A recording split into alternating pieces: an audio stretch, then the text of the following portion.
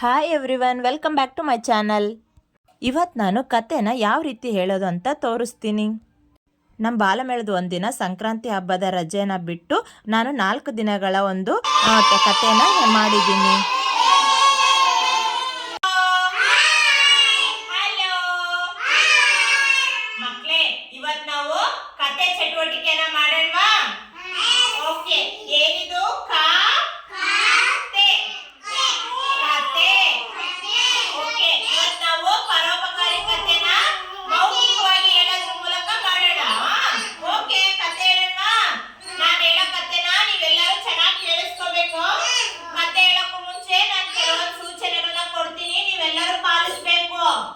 ಯಾರು ಮಾತಾಡಬಾರ್ದು, ಯಾರು ಒಬ್ರಿಗೊಬ್ರು ಚೂಟಿಗೆ ಬಾರ್ದು, ಜಗಳ ಆಡಬಾರ್ದು, ಆಯ್ತಾ?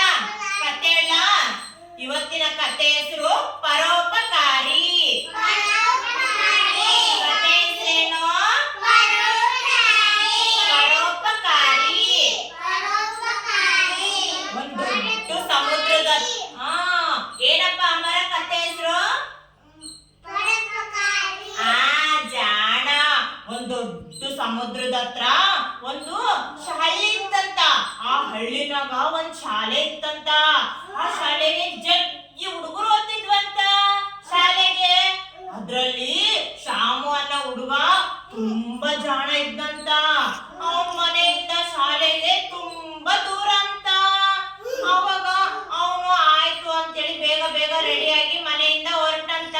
ಅವನ್ ಮನೆಯಿಂದ ಹೋಗುವಾಗ ಮಳೆನೇ ಇದ್ದಿಲ್ಲಂತ. ಅವನು ಅರ್ಧ ದಾರಿ ಬಂದಂತ ಜೋರಾಗಿ ಮಳೆ ಸುರಿತಂತ. ಅವಾಗ ಒಂದ್ ಗಿಡದ ಕೆಳಗಡೆ ನಿಂತ್ಕೊಂಡಂತ. ಅಯ್ಯೋ, ಎಷ್ಟೊತ್ತಾಯ್ತು ಮಳೆ ಇನ್ನ ನಿಲ್ತಾ ಇಲ್ಲ. ಇವತ್ತು ಅವ್ರ ಸ್ಕೂಲಲ್ಲಿ ಅವ್ರದ್ದು ಒಂದು ಪೇಂಟಿಂಗ್ ಇತ್ತ. ಅವ್ರು ಚಿತ್ರ ಬಿಡಿಸೋದು, ನೀವೆಲ್ಲರೂ ಚಿತ್ರ ಬಿಡಿಸ್ತಿರಲ್ಲ, ಇಷ್ಟೆಲ್ಲ ಚಿತ್ರ ಬಿಡಿಸ್ತಿರಲ್ಲ, ಹಂಗೆ ಅವ್ರ ಶಾಲೆಯಲ್ಲಿ ಚಿತ್ರ ಬಿಡಿಸೋದಿತ್ತಂತ. ಅವತ್ತು ಅವ್ನು ಎಲ್ಲ ಪಾಪ ರೆಡಿ ಆಗ್ಯಾನ. ಅವ್ನಿಗೆ ಹೋಗಕ್ಕೆ ಆಗ್ತಾ ಇಲ್ಲ, ಫುಲ್ಲು ಮಳೆ ಬರಕತ್ತೈತೆ. ಅವ್ನು ಏನ್ ಮಾಡೋದು ಅಂತ ಯೋಚನೆ ಮಾಡ್ತಾ ಅಂತ ನಿಂತ್ಬಿಟ್ಟಂತ. ಗಿಡದ ಕೆಳಗ ಜೋರ ಮಳೆ ಬರ್ತಾ ಇದೆ.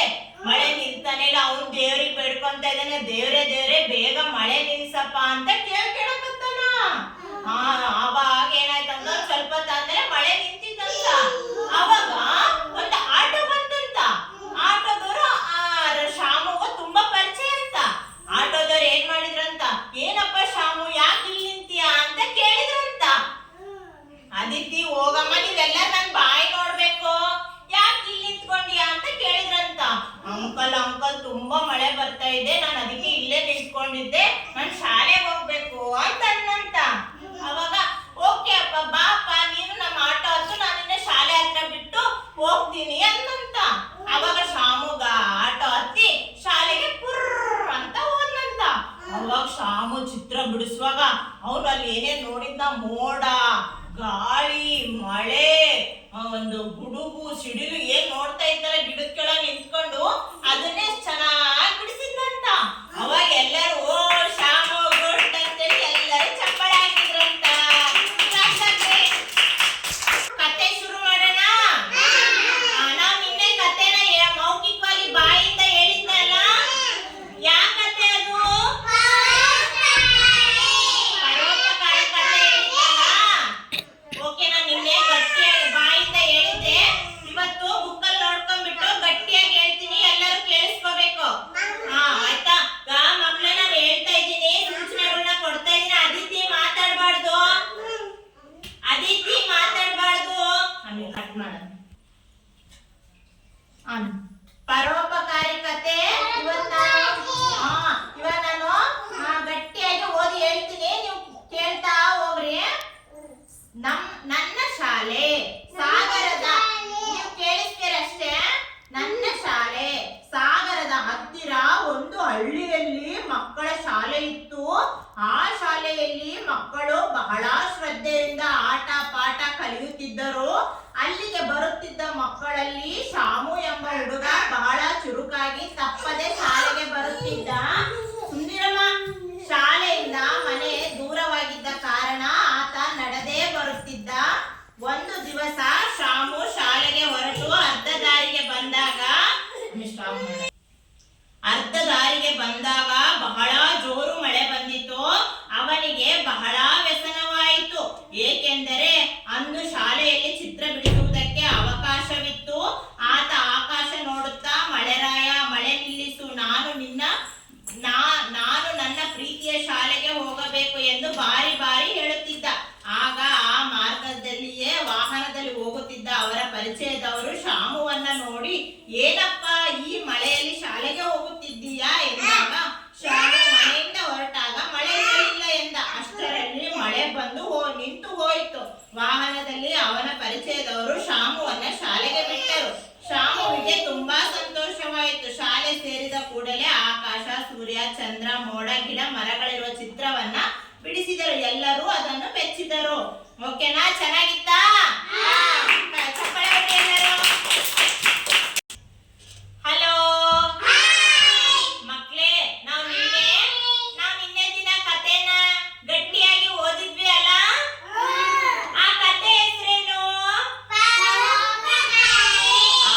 ಪರೋಪಕಾರಿ ಕಥೆ ಹೇಳಿದ್ವಲ್ಲ, ಅದನ್ನ ಸ್ವಲ್ಪ ಮೆಲುಕು ಹಾಕೋಣ. ಹಿಂದಿನ ದಿನ ಏನ್ ಹೇಳಿದ್ವಿ ಅಂತ? ಒಂದ್ ದೊಡ್ಡ ಸಾಗರ ಇತ್ತು. ಸಾಗರದ ಹತ್ರ ಒಂದ್ ಪುಟ್ಟ ಹಳ್ಳಿ ಇತ್ತು. ಆ ಹಳ್ಳಿಯಲ್ಲಿ ಒಂದ್ ಶಾಲೆ ಇತ್ತು ಅಲ್ಲ? ಆ ಶಾಲೆಗೆ ಜಗ್ಗಿ ಮಕ್ಳು ಬರ್ತಾ ಇದ್ರು. ಅದ್ರಲ್ಲಿ ಶಾಮು ಅನ್ನೋ ಹುಡುಗ ತುಂಬಾ ಜಾಣ ಇದ್ದ. ಅವನು ತುಂಬಾ ಜಾಣ ಇದ್ದ. ಒಂದಿನನು ತಪ್ಪದೆ ಶಾಲೆಗೆ ಬರ್ತಿದ್ದ. ಅವ್ರ ಮನೆಯಿಂದ ಶಾಲೆಗೆ ತುಂಬಾ ದೂರ ಇತ್ತು ಅಲ್ಲ? ತುಂಬಾ ದೂರ ಇತ್ತು. ಅವಾಗ ಶಾಮು ಒಂದ್ ದಿವಸ ರೆಡಿ, ಅವ್ರ ಸ್ಕೂಲಲ್ಲಿ ಕಾಂಪಿಟೇಷನ್ ಇರುತ್ತೆ, ಇದು ಡ್ರಾಯಿಂಗ್ ಮಾಡೋದು. ಶಾಮು ರೆಡಿಯಾಗಿ ಬಡ ರೆಡಿಯಾಗಿ ಶಾಲೆಗೆ ಹೋಗಕ್ಕಂತ ರೆಡಿಯಾಗಿ ಬರ್ತಾನೆ. ಹೊರಗಡೆ ಜೋರಾಗಿ ಮಳೆ ಸುರಿದು ಬಿಡ್ತತೆ. ಅವ ರಾಮು ಓಡಿ ಹೋಗಿ ಒಂದ್ ಗಿಡದ ಹತ್ರ ಹೋಗಿ ನಿಂತ್ಕೊಂತಾನ. ಅಯ್ಯೋ ಮಳೆ ಬಂದ್ಬಿಡ್ತಲ್ಲ, ನಾನ್ ಶಾಲೆಗೆ ಹೆಂಗ್ ಹೋಗೋದು ಅಂತೇಳಿ ಯೋಚನೆ ಮಾಡ್ತಾನ. ಅಯ್ಯೋ ದೇವ್ರೆ ಪ್ಲೀಸ್ ಅಪ್ಪ, ಇವತ್ತು ನಾನು ಶಾಲೆಗೆ ಹೋಗ್ಬೇಕು, ಪ್ಲೀಸ್ ಮಳೆ ನಿಲ್ಸು ಅಂತ ದೇವ್ರನ್ನ ಬೇಡಿಕೆಂತಾನ. ಆಮೇಲೆ ಒಂದ್ ಸ್ವಲ್ಪ ಹೊತ್ತು ಆದ್ಮೇಲೆ ಮಳೆ ನಿಧಾನ ನಿಂದಿರ್ತತೆ. ಅವಾಗ ಒಂದ್ ಆಟೋ ಬರ್ತತೆ. ಅವಾಗ ಅಂಕಲ್ ಕೇಳ್ತಾರ, ಏನಪ್ಪ ಶಾಮು ಯಾಕೆ ಇಲ್ಲಿ ನಿಂತಿದ್ಯಾ ಅಂತ ಕೇಳ್ತತೆ. ಅವಾಗ ಅಂಕಲ್, ನನ್ ಮನೆಯಿಂದ ಬಿಟ್ಟಾಗ ಮಳೆನೇ ಇರ್ಲಿಲ್ಲ, ಮಾರ್ಗ ಮಧ್ಯದಲ್ಲಿ ಮಳೆ ಬಂದ್ಬಿಡ್ತು, ಅದಕ್ಕೆ ನಾನು ಇಲ್ಲಿ ನಿಂತೆ ಅಂತನ. ಈಗ ನೀನ್ ಎಲ್ಲಿಗೆ ಹೋಗ್ಬೇಕಪ್ಪ ಅಂತ ಕೇಳಿದ್ರೆ, ನಾನ್ ಶಾಲೆಗೆ ಹೋಗ್ಬೇಕು ಅಂಕಲ್ ಅಂತನ.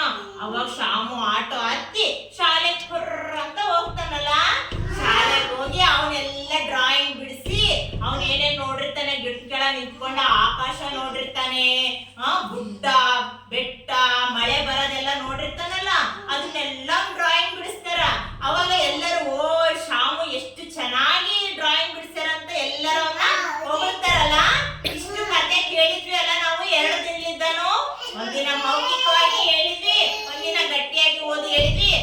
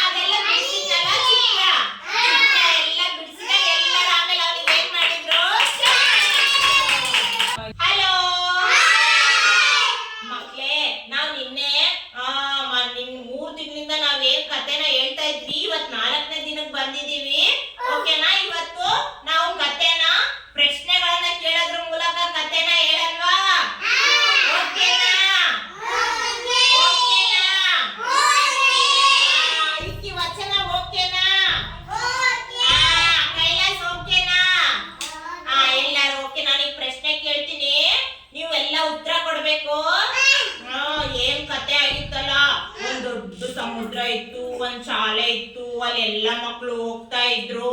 ಮತ್ತೆ ಅಲ್ಲಿ ಶಾಮು ಅನ್ನೋ ಹುಡುಗ ಬಹಳ ಚೆನ್ನಾಗಿ ಓದ್ತಾ ಇದ್ದ. ಶಾಮು ಅನ್ನೋ ಹುಡುಗ ಬಹಳ ಚೆನ್ನಾಗಿ ಓದ್ತಾ ಇದ್ದ.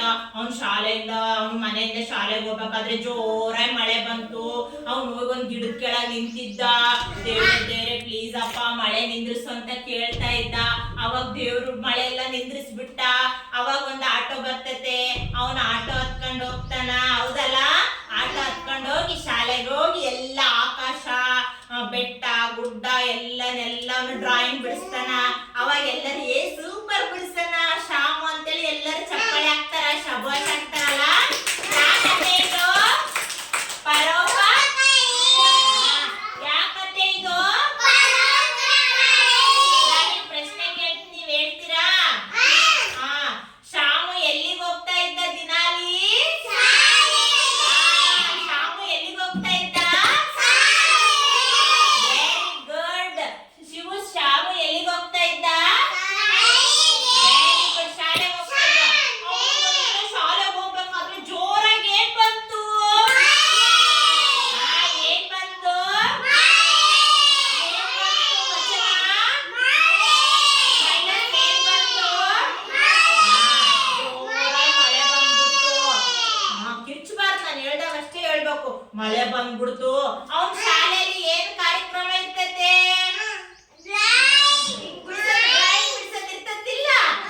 ಎಲ್ಲ ಡ್ರಾಯಿಂಗ್ ಬಿಡಿಸ್ತೀರಿ, ನಿಮ್ ಇಷ್ಟ ಚಿತ್ರ ಬಿಡಿಸ್ತಿರಲ್ಲ, ಅದ್ರಾಗ ಅವನಿಗೆ ಕಾಂಪಿಟೇಷನ್ ಇರ್ತೈತೆ. ಜೋರಾಗಿ ಮಳೆ ಬಂದ್ಬಿಡ್ತಿತ್ತು, ಅದಕ್ಕೆ ಗಿಡದ ಕೆಳಗೆ ನಿಂತಿದ್ದ.